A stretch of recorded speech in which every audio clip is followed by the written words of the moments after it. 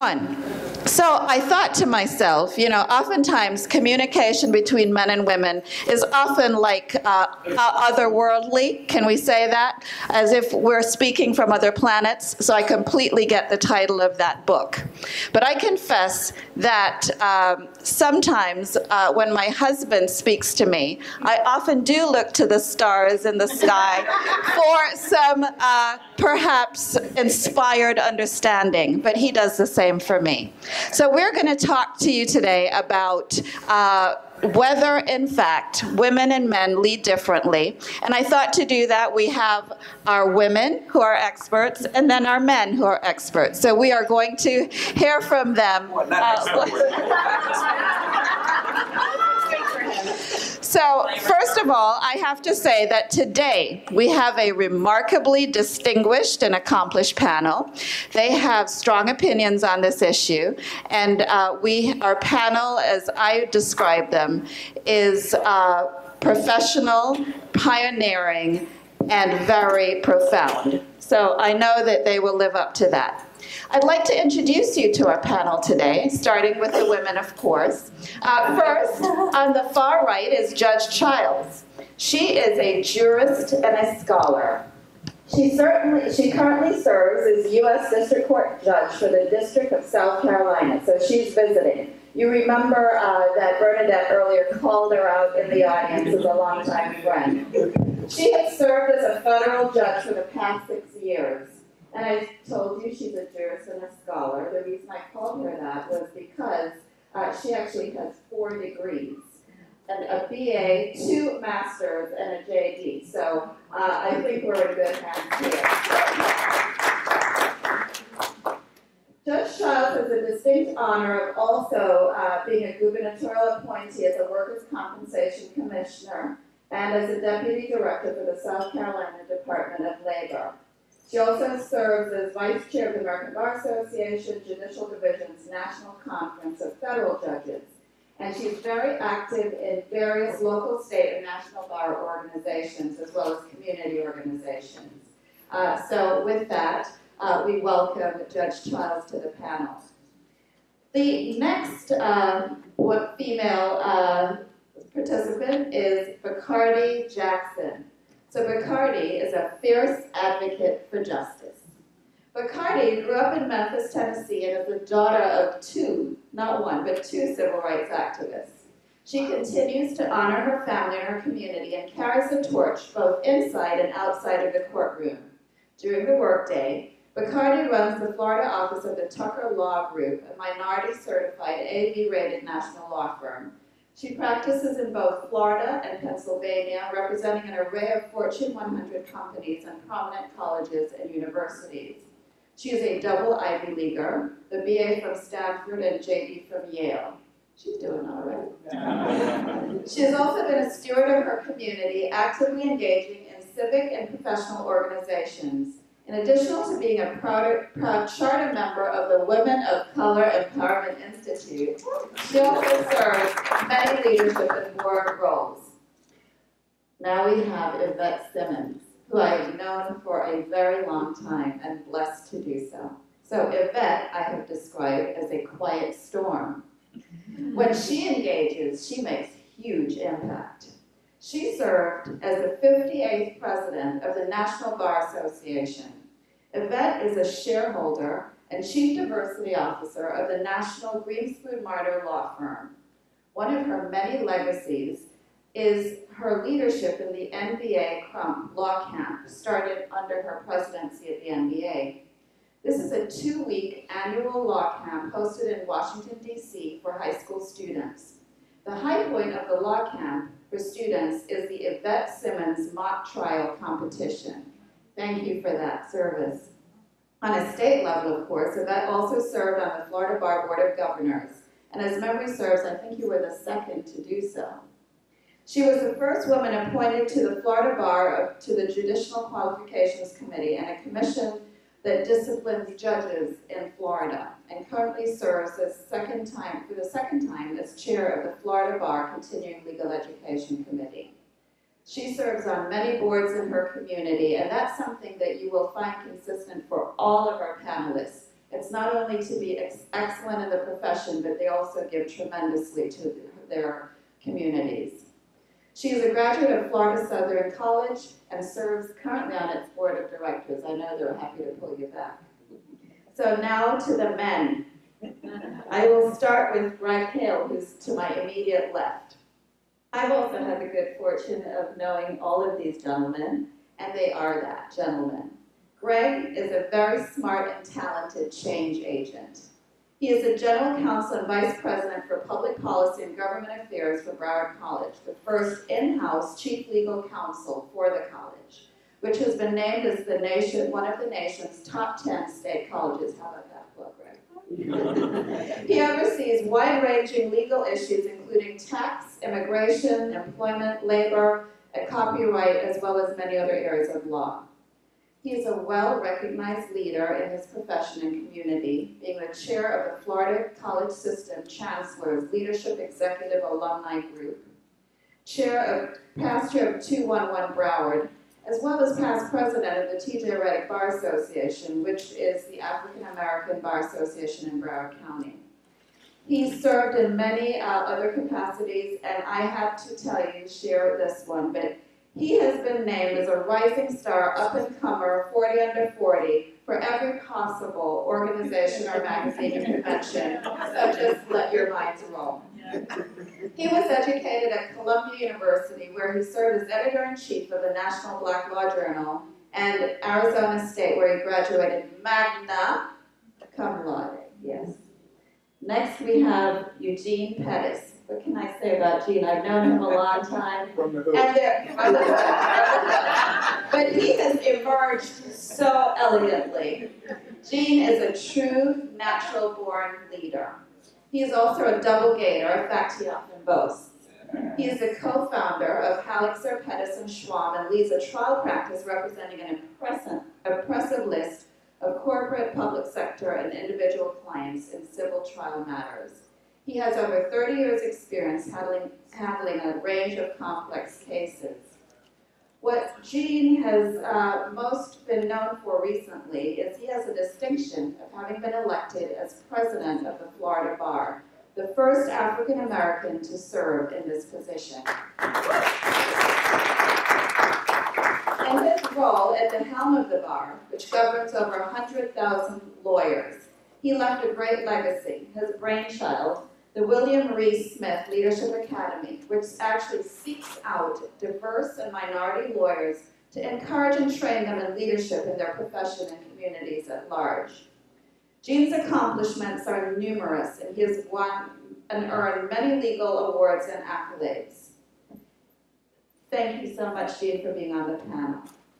Now we have Andre Pierre, last but certainly not least, because Andre is a strong man and a community leader. He takes pride in his Haitian heritage, being born in Arcade, Haiti, and immigrated to the United States in 1983. He had got his BA from engineering, New York Institute of Technology, and his law degree from UM, locally here in Florida. Mr. Pierre offers 20 years of experience as a reputable attorney, specializing in criminal and immigration law at his own firm, the law offices of Andre D. Pierre. He's an adjunct member of the faculty at Barry University as well, teaching immigration and naturalization law, as well as real estate law and business organizations. But most of all, he is a public servant. He was elected mayor of the city of North Miami, serving 2 consecutive terms, and did so with aplomb. He has served on many of the City of North Miami advisory boards and has also been an active member in North Miami business community. He's a political analyst and strategic consultant and has a television show with Island TV, Comcast Channel 578. Did you write that down? 578. All right, where he delivers the most important breaking news and discusses hot topics related to politics and immigration. Thank you, Andre, for being with us. So, we have a wonderful panel ahead, and as different as they all are, one thing they have in common is that they have very thoughtful responses to these questions. So let's get started. And I thought I would begin the conversation by commenting on something that is somewhat of a hot topic, our president elections. And the fact that we now have the potential of a woman versus a man to lead us next as president. So one of the observations I made was that Hillary Clinton has often been criticized as being cold or frigid, weak, or she shouts when she speaks, while Donald Trump is perceived as authentic, candid, and he speaks from the heart. So that will be a little incentive to get us motivated to start talking about differences, and I think much of that comes from perception. Women communicate differently, and that's generally a driver. So let's talk about the first question, I think, that I have for the panel is, do you think men and women lead differently, and why? So let's start with Judge Charles. All right, welcome again to the panel. Absolutely yes. So let's just start there. Women, in my opinion, tend to be much more detailed in their planning. They also are people who wish to get the job done from a big picture level. So that takes a lot of planning and a lot of details, as you can see all the details even going on with planning on this conference. They like to also engage, which is very effective because there's a participatory leadership style in the sense that people will work with them, coordinate with them, and then they allow other people to rise as leaders within their project. They are also very comfortable, in my opinion, just being very approachable. And I'll tell you a little bit, all of us will probably talk about our perspective just from the standpoint of what we do. As a federal judge, I'll interview lots of people, and in fact, this was the first time I signed on to what we call a system called Oscar, where you actually go online if a federal judge posts. So this last year was the first time I did it, and I had over 200 applicants. It was very clear to me that women were so much more detailed in how they presented their resume. Of course, I'll check behind you and go on LinkedIn and your Facebook accounts and things of that nature just to kind of see who you are. And they didn't just have gaps all around. They actually added in and filtered in to those types of things because you don't know who's looking at you. I mean, you consider some things private, but a lot of things are public. I also noticed that there's a lot more follow-up, whether there's a thank you letter or some type of call to chambers to have communication with myself. And for the first time this year, I usually don't let people have to fly in, you know, if they're coming from around the country and things of that nature. I'll just Skype you because, you know, I want to save the students money. But the women were willing to just get in front of me. And so I thought that was kind of interesting because they wanted to make sure that there was that personal connection.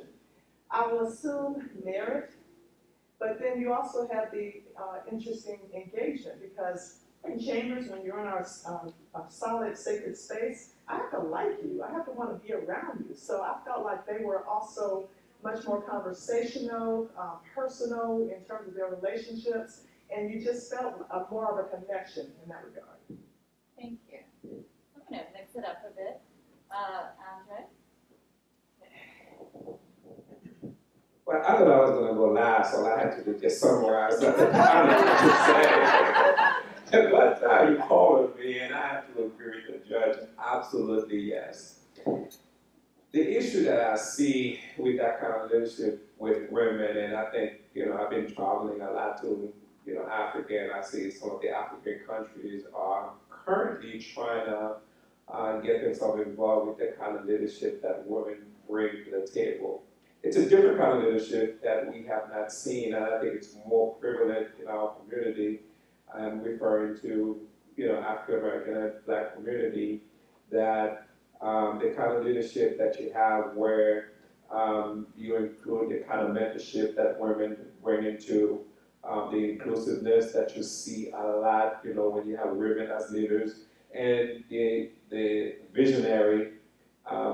Sometimes, you know, I was in Senegal a few years back, and the president that was there was like, well, you know, having women leadership, you get, not only you get a task, but you get some kind of aspirational with the task. And it just seemed to me, and although it seemed like the books are saying, you know, women lead with a kind of transformational leadership, Men does the transactional leadership, which I have not been able to define those terms, but I have not been able to really define those terms, the kind of leadership that you see going on, but it doesn't work in all circumstances, in all situations. I mean, for example, I have a small, law firm in downtown North Miami, similar to the same kind of law firm that, Michelle and Bernadette has here in Broward County. My leadership in that law firm is more, I would say, transactional kind of leadership, because a lot of times, I needed to get it done without the inspiration, without the inclusiveness, without looking at that kind of vision. But when you look at Michelle, with Bernadette up here, the same kind of, law firm, but her leadership is completely different than the kind of leadership that I bring into my workplace. But I see there's a great deal of problem going on in terms of teaching our young boys and our young girls the same kind of leadership that I see in politics. For example, you take the Miami-Dade County, you got 34 cities.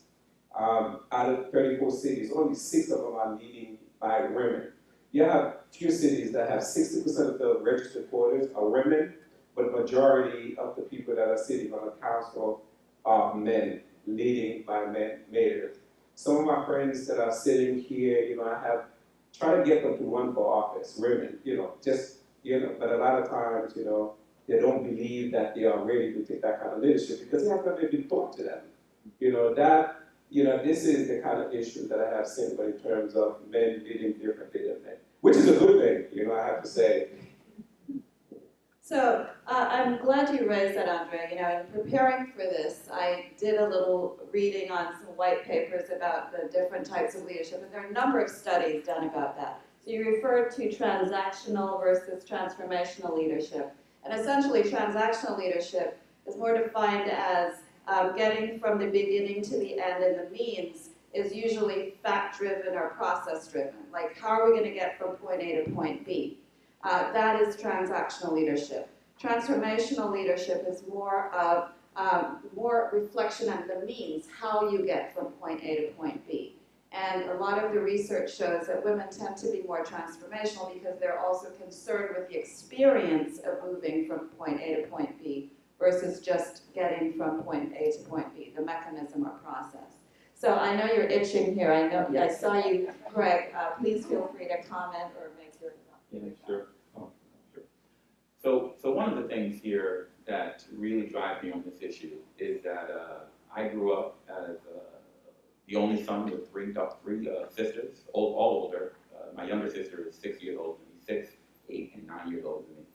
And now I have 2 little girls. And I have a 14-month-old and a 4-year-old who's about to turn 5. And when you think about this process, right, and why women, at least according to that research, tend to be so conscious about the process of it, there's a saying, right, is that women take care and men take charge, right? Whether that's good or bad, that's something we thought about for sure. But certainly the caring process, and I wonder about where that comes from. And care has a lot of layers to it, right? Care is, I care how we get there. I care about the people around me and how the process is for them, or I care about the risks and the outcomes and things along those lines. And I think about my oldest daughter, Hadley, who is about to turn 5, as I mentioned, and she is just as excited and wild as they come, right? She is a risk taker, and she's been that way since the day she was born. And I'll never forget this time when I was at the park with her, and the park was full, it was on a Sunday. And she was climbing this ladder, and she would go 3 rungs up on the ladder, and she'd jump off, and people said, oh, you should be careful. And then she'd climb up 4 rungs, and she'd jump off, and people said, oh, she should be careful, where are her parents? I'm right there watching. She goes up 5 rungs, and she jumps off again, and people are just going, is someone going to stop her from doing this? And I say, absolutely not. Let her enjoy herself, because it's that type of restraint that we put on young women. Now, there are boys jumping off trees, right? No one's saying anything to the boy jumping off the trees.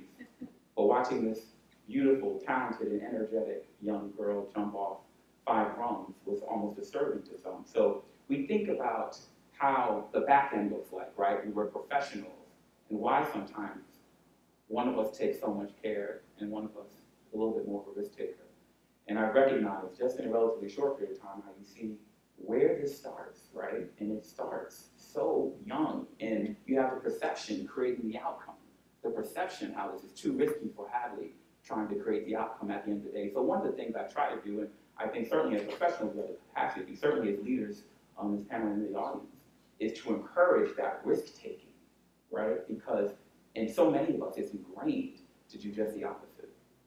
Thank you. So talking about perception, when we met to plan this panel, I know that Yvette had a lot of very interesting and strong thoughts about perception, and particularly when we were talking about the presidential campaign. Yvette, please feel free to share your thoughts. I was thinking about when I became president of the National Bar Association. Before I ran to be president of that National Bar Association, I asked myself something that maybe most men would not ask, and that was, would I want to be my president? Do I see myself as a president? Many men will just say, well, I'm going to do it because I'm destined to do it. But we are, I guess someone, when I was president, someone made a comment and said that I was a democratic dictator. And I thought about that, and what it meant was, as a woman, I listened. I listened to all of the issues. I absorbed everything, and then came up with a decision that where I wanted to go, but made a point of incorporating everyone's desires within that decision, because I wanted to please everyone, because women like to please. We want to have results that will result in all of us getting along, as opposed to acrimony and jealousy and animosity. And then some people will say that they'll confuse kindness with weakness with us. Whereas I guess if a man did that, then they would say, oh, that's a gentle giant. How considerate of him. He's doing something, he's actually looking out for someone. But if a woman does that, then there's a sign of weakness. And so, and I look at the younger women, and particularly when we were talking about the election, and I listen to the women who say, well, I don't have to, there's nothing about this woman being a president thing. I'm of an age now where it's going to happen. And most of us have looked at that glass ceiling. As Shirley Chisholm said, which was worse, being a black woman, being black or being a woman? And she said being a woman was more difficult than being black. And I look at my own life and in my own struggles, and I said, it was harder for me as a woman. I had my own practice and where I am now than it was when I was, than race. So it's a struggle, it's a challenge, but at the same time, if young women don't see us as leaders and see a different type of leadership, that there's nothing wrong with kind leadership. There's nothing wrong with considerate leadership. If it gets you to where you need to go.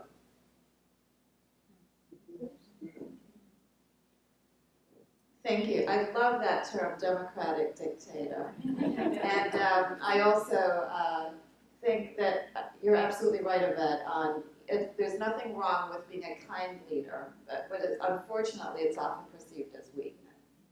With that, Bacardi, please share your thoughts. You know, I think I have a slightly different perspective. I think that it depends as to whether or not men and women lead differently.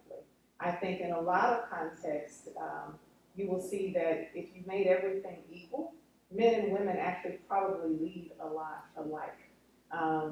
And I was thinking about this because I was reading the literature and it talked about, you know, this very transformative leadership of women, and that we are more nurturing and democratic and all of these things, and then that men are more top down, and that they are more focused on, you know, being dictatorial and creating competition. And I'm on my 30th job in life. I know that because of the Georgia bar where I first started. And my first one was when I was 11. And I worked for my godmother at Orange Mound Bay Nursery School. And my godmother, Miss Brown, was about the most dictatorial, top-down. You did not ask any questions of almost every stereotype of the hard matriarch that you could imagine. Nobody questioned her, not the kids, not the teachers. And she told, and at school ran like you wouldn't believe. I've been looking for it ever since I had children. But, and then I think about the founder of my current firm, who is probably one of the most transformational leaders I have ever met. He insists on, as soon as a new attorney's coming in, you're going to first chair a trial immediately. And we'll take that risk, and we'll put in particularly women, and we'll challenge judges on how they treat the women. So, you know, it's to me, it's very interesting. I think when I think about, you know, my initial thought was, yeah, all this literature is right, because I think about myself and I want to be nurturing and I want to be the kind of person, and I think a lot of that comes from being a mother, saying, you know, I'm constantly trying to get my children to the place of independence, and I want to see the same thing with the associates I'm working with, is I want you to just take the helm and you own it as quickly as possible. So I want to keep nurturing that, and even though it's a lot early on, it means hopefully later I do less. But when I actually look back at the leaders who I've seen in my life and I've watched in my life, I start to think about context. And it really does matter. I mean, Mrs. Brown was in her educational setting. It was a black school in a black community. Nobody was going to question her authority. And she ran that school like with an iron glove. And then when you think about, you know, I've been also in big firms and some international law firms. And there were very few women leaders, and a few women leaders who were there understood their lack of power in that environment, and they had to modify their leadership skills and roles to fit in that context. And so it was more of a leadership by persuasion. And let me come to the table and be very, very prepared, because I know you're already going to underestimate what I can do and what I'm capable of doing and what I'm going to say. So I've got to be extra prepared, and I've got to be the one ready to do it. So I think leadership style is as much shaped by our context and where we have power as it is by our gender, probably. And certainly I don't, you know, take away from life experiences. I do think there's some real socialized differences, and I really appreciate what you said, Greg, about your daughter, because as I look at my daughter, she is by far the one. I have two sons and a daughter. She is the born leader and is dictatorial and is bossy and will tell everybody what to do. So, you know, it's really interesting how we move from that, from childhood to adulthood, and I think context has a lot to do with it. Thanks for that. And Jean, you have been leading ever since I've known you, so you have a lot of experience in this. Please share your thoughts. No, I find the topic to be real interesting, and I've enjoyed some of the comments. We've all heard the term, behind every good man, there's a good woman. I think behind every good leader, there are some really good women. You look at our churches. We got the pastors, typically a male, who runs the church, the women. You look at our family structures. Things, you know, I get a lot of credit for all the things in my family. Who really runs the household? Sheila, my wife. You look around our societal structures, and you see that strong female leadership. I don't think we can succeed in various tasks with one style. I think I have multiple styles of leadership. I think what's really important, and what our takeaway from this discussion should be, is recognizing our own style and understanding the need to adjust and adapt that style in the given organization and the given tasks that you may have. Because every style doesn't work in every situation, and if you're going to be, you know, bullheaded and I'm going to be this way no matter what, that's when we run into problems, male or female. That's when we run into problems. We recognize all the stereotypes, and for every stereotype of a woman, there's even more stereotypes for a black female. It's stereotypes. Well, what I think is really important is our perception. Just this week, Hillary Clinton talked about her performance on Tuesday night, and they said she was a little aloof. She was not as comfortable. And what did she do? She came up with an explanation. Well, when I was in law school, the males were really hard on me, so I had to become emotionalist, and that's carried over however many years ago. That's been. She's explaining herself.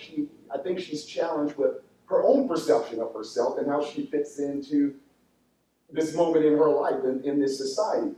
Externally, there are perceptions of all of us, and women in particular, but internally, we're struggling with some perceptions. And I think we need to deal with that piece, because it's not always the dynamics of what they think about us. It's many times what we think about our own selves. It's what we think about our own selves that I think limit us from our true success. I talk to so many young people, I've mentored so many people, male and female, and half of my time is encouraging that young female, particularly that young lady of color, to have that confidence in yourself. That you could be whatever type of leader you want to be. And Juliet knows, Juliet's been involved in the Academy since its inception. The Leadership Academy was finding young people of color, particularly male and females, and giving them the confidence that you could be a great leader. And it's not just the president of an organization that's the leader.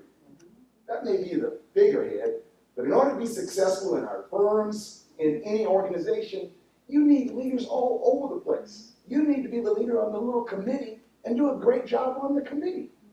So you don't gauge leadership just by who made it to the presidency. Sometimes that's the least important position. It's what's going on down in the trenches. And those leadership positions are just important. So with all the comments that we've been making, which I agree with, and anything Judge Childs says, I'm going to agree with,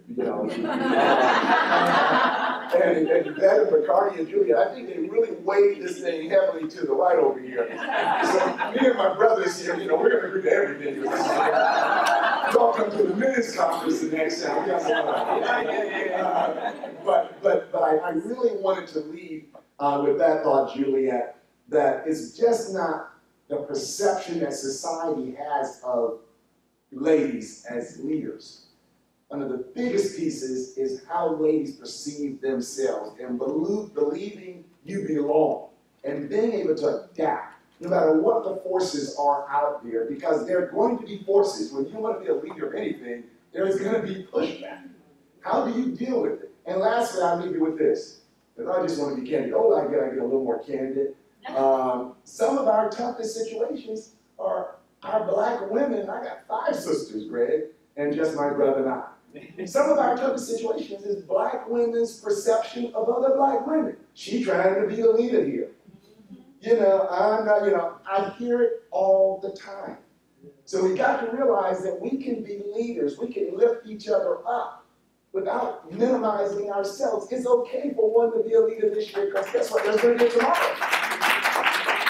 So these are all the dynamics of leadership that I think we really need to look at, and not just the old stereotypes of what we're talking about. Let's get deeper into the topic. Julia. Thank you. So, as listening to the panel's comments, it brings to mind one of the unique things I think about women. You mentioned that we should be looking at how we perceive ourselves, right? And so that is often something that women that are leaders often do, because they're conscious of how they're perceived by others. I think much more so than men. So I'll give you a simple example, and I think some of you may or may not share this. For instance, I am just a nurturing person. I tend to mother people. And so when I go into a meeting, for instance, and there's a pitcher of water in the middle of the table, it is my immediate thought to pour this water for everyone sitting. I just think it's a nice thing to do, makes everybody comfortable. But then I remember the day when I went into that room and I thought, I better not pour this water, because somebody's going to think, I feel she's a subservient, or she thinks she is not going to be on our level. And those are things, just as an example, of ways that I changed my natural self because of a perception that I would be seen as weak or lower than or less than. So with that, can you, anyone on the panel, want to talk about or share situations or observations that they have made of men or women leading differently?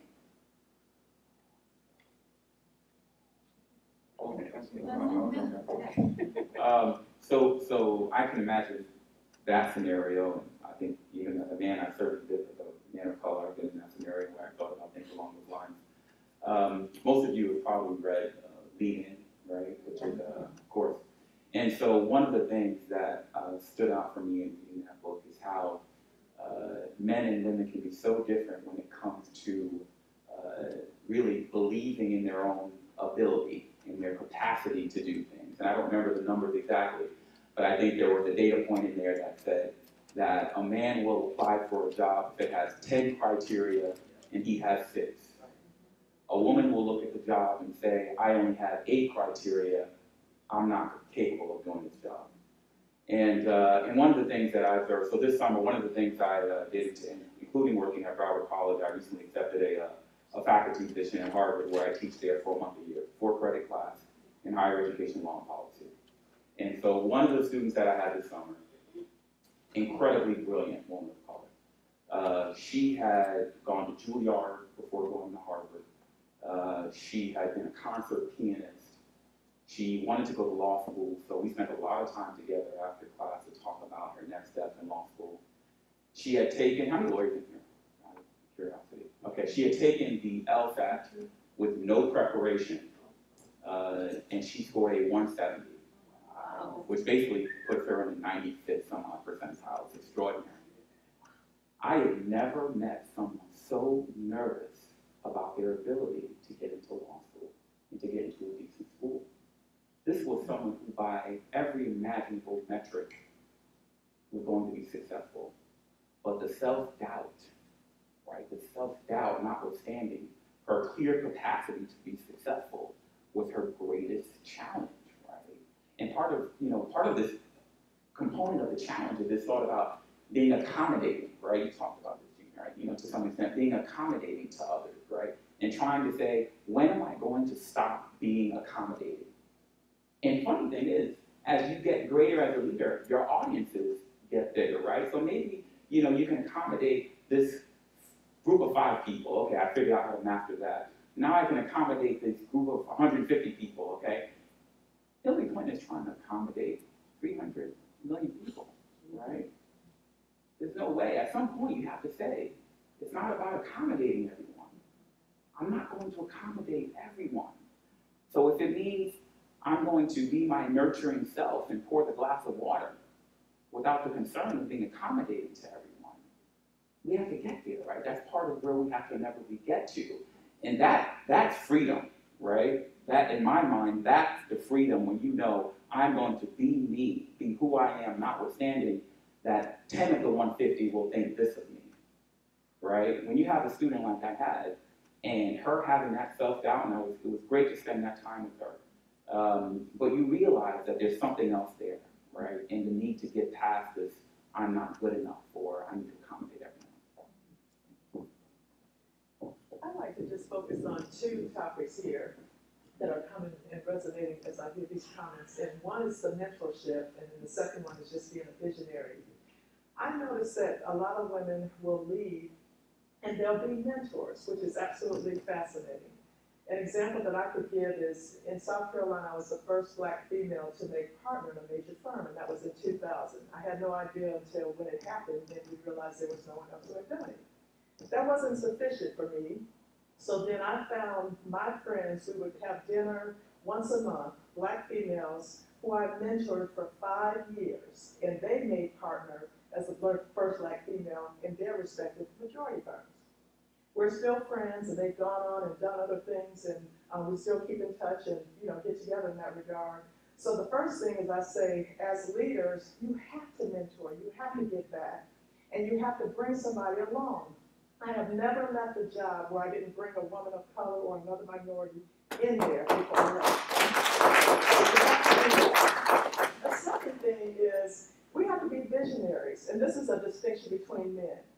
out a plan. When you're running for judge, and you can attest to this, Yvette, even the American Bar Association, they know who's going to be president for the next 10 years. And we as women have to get in where we fit in. They just kind of create a gap, like, oh, there's been 5 white males. Listen, I'll get somebody in. And it's like, oh, that gets in, despite qualifications, despite all these other things. So mentor, but then look forward. What is it that you're trying to achieve? And you have to apply for that job that you have 8 of the 10 criteria, because you just don't know. I mean, you can go somewhere, and I always tell young people, somebody invites you to lunch, you turn it into an opportunity. You turn it into an interview. It's not just lunch anymore. You have to see what you see for yourself and how this opportunity can be created for you. So make sure you also have the vision going forward about where you'd like to be. And a lot of times that takes planning. Have somebody who's your mentor, and your mentors can be of various fields, personal mentors, personal life coaches, people in other firms, things of that nature, and look at your resume. Where are those weaknesses? Where are these spots that you need to build along the way so that you know what it takes to get those places? But definitely mentor, but look forward, be visionaries. Thank you, Judge. Jean, I know you wanted to share something. Certainly, Judge Charles made me think of something. I think one of the important characteristics that would apply here is the willingness to fail. I think so often we stop and we wait for the safe moment, the perfect moment. We wait for that opportunity that there will be no friction in my pathway to wherever my goal is. White males along this strip here, A1, I can tell you 10 white businessmen by name who have failed and lost millions of dollars. And on Monday morning, they get up and go after another deal. It's a different society now. And we're expected to have Jackie Robinson. When we get to the bat for the first time, we got to hit a home run, unless so-so. I was real upset this week with P. Diddy, and his comment about President Obama. But you get up to bat. Everybody expects perfection from you. Where was P. Diddy when George Bush was in office? For that 8-year term. Why comment on Obama's term? We hold, society holds us to a different standard, and we somehow shrink to that pressure. We cannot be afraid of failing, because when you're going after leadership, when you're going after whatever your goal of success may be, there may be failures, but you got to have that confidence that I'm going to get up and I'm going to do it again. And Juliet, it takes me back to law school when I was applying for jobs. In 84, 85, when I was coming out of school, no black folks were getting these big jobs. Holland and Knight down in Miami had 3. David Self, Joan Wilson, and Marilyn Holyfield. That was such a radical, Yeah, that was such a radical thing, because nobody was hiring very many in these major firms. So I would go put in the application and they would say, why are you doing that? They're not going to hire you. I'm saying, so if they don't, I'm going to be the same place where I am now. And I just kept doing it and kept doing it and kept doing it. I started getting interviews. I got hired. Lo and behold, it wasn't because I was the smartest. There were women. Phyllis Perry, back then, Phyllis Harris. Brilliant young lady, my colleague. She's now huge in Walmart. Brilliant. Way smarter than me. But she was afraid of putting that thing in there because of they're not going to hire you. And we need to be a little reckless in that regard. Go for it. And not be afraid. This is your daughter, Greg, going for it. And not worry about failure, because failure is just a part of the process. I was thinking, had a bit of an epiphany. What is wrong with being transformational versus transactional? I was listening all day to the various speakers who have been leaders here. And they start by giving honor to God. Almost all of them started with that. And then they started talking about how successful they've become. And I think if we use Jesus as an example, Jesus was transformational. It wasn't transactional. It was wanted to inspire, bring along, and ultimately we would get the results necessary by making the transformation within our lives. We've been in a society, and I've been in a society where it was men-driven, And they're doing you a favor by bringing you along. And so that's their problem. There are more women. We have more opportunities if we open ourselves up to more opportunities. I think, Franklin, we have in addition to having a law firm, I mean, I'm a president of a multi-million-dollar development company that's started, it's owned by about 30 black folks. And we've been in business for about 20 years. That's transformational because our motto is none of us is as strong as all of us. And it's work. My being a shareholder in a 200-person firm, I didn't even apply. The people came to me. I mean, so because of transformation, because of always wanting to do for others, and then as a result, God has provided for us. So don't change yourself to make you be something that you think you have to be. Be what you were destined to be, and there's nothing wrong with that. And don't let people tell you differently. Bacardi. I think both of you hit something, the nail on the head with so many of your comments, but one of the things that struck me was this notion in the literature about women bringing to their businesses and corporations benevolence and universalism. And benevolence being that caring about the people around you, and universalism being this notion of that all people matter, and we need to care about everybody.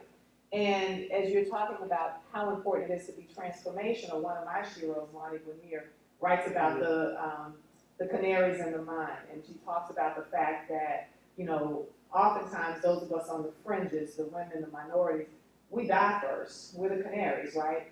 But the whole mine is poison. And if we don't change the mine, everybody dies.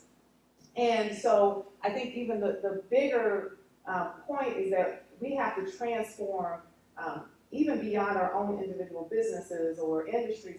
We really need to be transforming the whole doggone thing. I mean, the environment needs to change. And it's not going to change until we bring some of that perspective and bring others along so that it becomes the norm. Because what happens now is we end up changing ourselves and trying to fit into a mold of a very poisoned system. And until we start to say, no, the norm needs to be much different than that, because it needs to have this perspective there, not just me being the lone voice or the trailblazer, which is, we were just talking about how shameful it is to still be a trailblazer in this day and age. But we've got to make that more of the norm by saying, we need women leaders not only because we have these qualities, but because we have to change the norm. And we got to start, one of the things that people are looking at when we got more women on the board because they care about the workers who are at that industry. That's not a bad thing. Do we need to change the values of saying our businesses should just be profit driven, or our businesses should be businesses that keep everybody employed and make an economy that works for more people and thereby serves all of us? So I think, as we're talking about transforming, we need to think about it in a real big way. Thank you, Bacardi. Andre, any thoughts? Well, just a few things I'd like to add. Eugene talked about don't not be afraid of failing. And I think, we need to realize that, to me, I think the process is much more important than the end result. And a lot of times, what we tend to do, we look at the end result and not realizing what are we doing in the process. For example, again, I'm sorry, I served 2 terms as mayor for the city of Miami. And, I had the opportunity of traveling, the world and realizing that there is truly a problem with that process. When you look at, I guess, the top 500 billionaires in the world, if you look to see exactly where the money came from, either from government or of government. So that is a system that I think, more women have to get involved with that kind of leadership. The leadership that you bring in the political system, and I'm sorry to mention the money part of it, and Eugene somewhat can agree with that. That kind of leadership that, we talk about transformational leadership, this is what's lacking in that political system. If you look at the male-dominated cities, there's always these issues of just constantly running a dictatorship, constantly, just one person just taking charge. When you have, some of the cities that we have up here, I think Bernadette is one of the city attorney for a local city in Broward, that you have a woman who's leading that city. And as you can see, it's very engaged, very much involved. You get a lot of listening from the public. You get a lot of input, that, make the city one of the best one, I think, in Miami-Dade County, in Broward County. In fact, it was named one of the 10 best cities in Broward County. So, women, to me, seem to be better leader when it comes to the political system and the political world. And I strongly encourage, again, look for those consultants, look for those that are already in politics, and let them lead you, let them give you that hand so you could lead most of our cities in Miami-Dade County and Broward County. Well, thank you, Andre. I really appreciate, I think we all appreciate the international perspective as well. And I think in summarizing what we've heard, there is certainly difference in how men and women lead. However, there is value to both ways of leadership, and that transformational leadership is becoming far more valued and seen across this nation. With that, I would love to open this up to questions. Yes? I don't have a question, I just have a statement. Okay. Hi. How are you? Oh, before she speaks, are you about to announce who you are? This young lady just won by landslide vote for the supervisor of elections. I'm sorry, Broward County Clerk of Court. I apologize.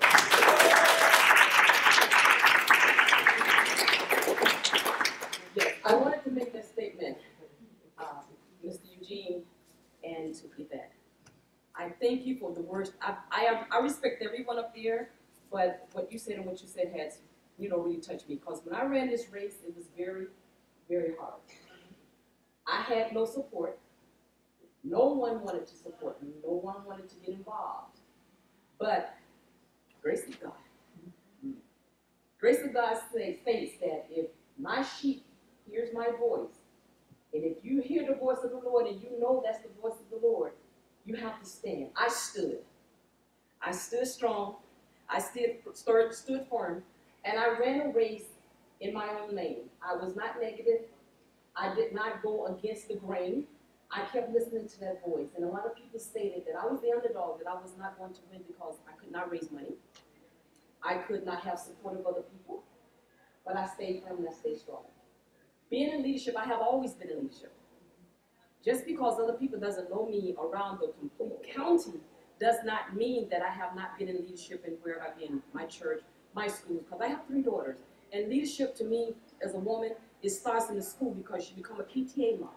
You become a basketball mom. You become a mom that you kind of figure, what are my kids doing? What do they want to get involved with? So I stayed involved in my community when it came to a lot of things. So running for the clerks of the court is because I heard the voice, I heard the call. I'm a great leadership.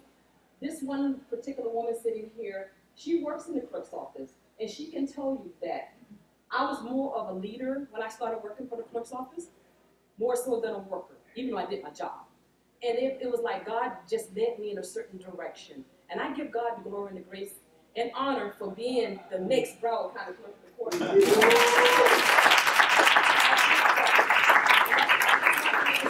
Thank thank you just for what you said, but I do respect the panel. And now we need to pray for you because that Broward County clerk problem. We're gonna lay hands on you. Yes. So thank you all for being here. My question is, as leaders of color,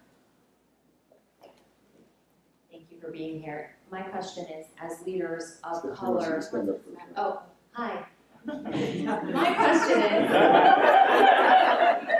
as leaders of color, how much more pressure is there actually on you to get it right, do it well, hold to moral values, so you're not just one more African American, or in my case Latina, who, oh, there it goes again. How much more pressure is on because we are of minority origin? I think there's absolutely consideration of that if we're honest with ourselves. In every position I've ever been in, first African American in my law firm, I didn't want to fail for Eugene Pettis and his family, but I didn't want to fail for every African American that had come behind me. Because if I had failed, they would say, see, I told you they didn't have that in them to succeed. You feel that all the way through, but I think pressure puts us on our, on our toes, and it brings the best out of us. And we have been challenged so much until when we focus and give our best, I think success is likely. So I felt it. I felt it in the bar. Oh my God, 116 years of lawyers here in the state of Florida, I happened to get the opportunity to step up. I absolutely wanted to succeed monumentally for everybody who will follow me. But I also say, having one of anything is not really significant to me. It's how many more can we pull up to say the second, the third, the fifth, to the point where you're not counting the one anymore. I love that day. So Bacardi talked about this a little bit, is that when you're a person of color, this is just a reality, right? You walk in certain rooms and the expectations of you are lower, the expectations of failure are higher. And so one of the things that, and I'm not even sure when I started thinking like this, but I have always thought that I need to focus on being the best in the world at whatever I do. There is no doubt in my mind that the path that I've charted so far and wherever else lays ahead of me, there will be folks who look at me and they will decide before I open my mouth that I am not worthy. They will have decided that. So one of the things that I know that I can control, it's not about being accommodating, right? But one of the things that I can control is how good I am, how much information I have, how much knowledge I have, and the background that I build to today and through tomorrow, and make it as best as I possibly can. I'm confident today, I don't know what tomorrow brings, that I've given everything I can of myself to get to do what I'm doing, right? I don't want any doubts about that, right? I need to be relentless about that, because I recognize very clearly there are people who are waiting to find a kink in the armor every time. And so with that, there's no doubt. I think about it routinely, and that's what oftentimes, like you said, pressure makes diamonds, right? It propels us to be the best. Just real quickly, the other side of that is one of the things that I actually love about practicing with a Black law firm, about walking into a courtroom where the other side has already underestimated us, is that we come in and we sweep up. Because they come in completely unprepared and not ready for what we're bringing, and we come in and just handle it. And so actually it's an advantage at times. Yes. I've heard a comment in corporate America that white guys are promoted on potential and blacks on performance. And we pretty much know that's true, and that's how we're viewed. But I wonder, in bringing people up behind us, younger people, and finding opportunities for them, do we as people of color do the same thing? Are we only helping people based on their performance, or do we see potential and then try to move them along that way? Because I think we need that as well. Some people just need to be recognized and helped along the way, rather than wait until they perform at a certain level and bring them up.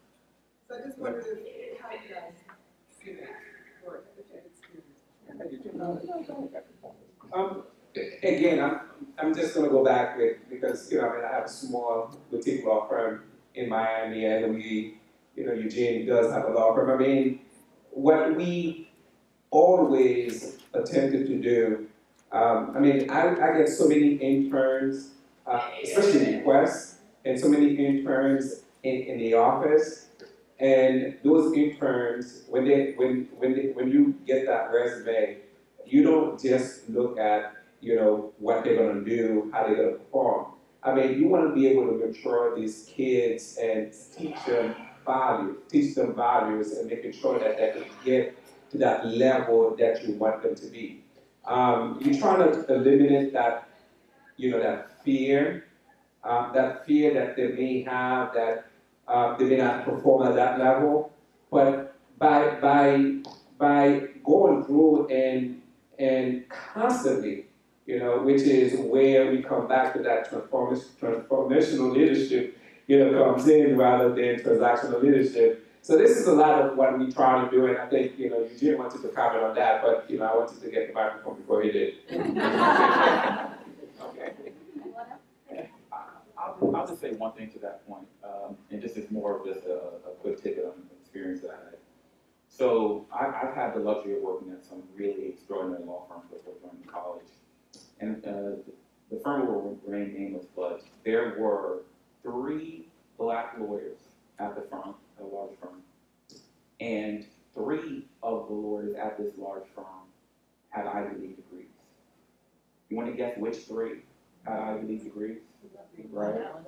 And so you see that in that context for me, and I remember recognizing that and saying, to your point, right, you got to be whatever is perceived as extraordinary. But there's a real lot to be said, and certainly from an education, now that I'm working at Broward College, a great opportunity to grow people and grow the potential. And so what hopefully we're looking for, and this is what I look for, and I know a number of us look for, is character first, right? If we have someone with great character, we can build anybody, right? Can't really teach character a lot of times by the time you're 18, 20, 25 years old, whatever it may be. But with great character, you can teach and mold anybody.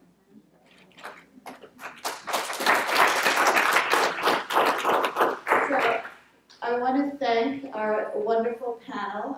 In addition to thoughts on the subject, I think we got wisdom beyond what we expected. So thank you for that. And thank you all for your wonderful questions. I have to follow our lead, and we're told that we have run out of time. So if I would invite everyone, I guess, to go back. Can we give a hand to our mom? Yeah.